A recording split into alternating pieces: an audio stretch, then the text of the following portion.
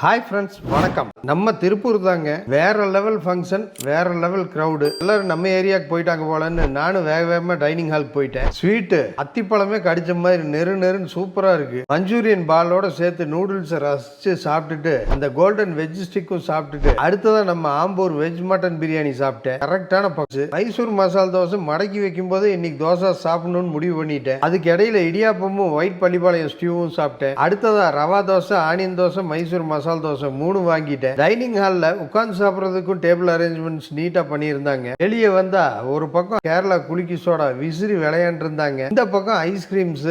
இத்தனை கிரௌட் இருந்தாலும் நம்ம அக்ஷயா கேட்டரிங்காரர் பொள்ளாச்சி ராமநாதன் அழகா ஆர்கனைஸ் பண்ணியிருந்தாரு. உங்க வீட்டு ஃபங்க்ஷனுக்கு இவரை கான்டாக்ட் பண்ண இந்த நம்பரை சேவ் பண்ணி வச்சுக்கோங்க. நான் அவரை நேரில் சந்திச்சு ஃபுட்டு ஹோம்லியா நல்லா இருந்துச்சு, அதே சமயம் கசகசப்பு இல்லாம வெல் ஆர்கனைஸ்டு சொல்லிட்டு குஜராத்தி தவா பாதாம் பால் சாப்பிட்டுட்டு கிளம்பிட்டேன். அக்ஷயா கேட்டரிங் செம்ம கேட்டரிங் தாங்க.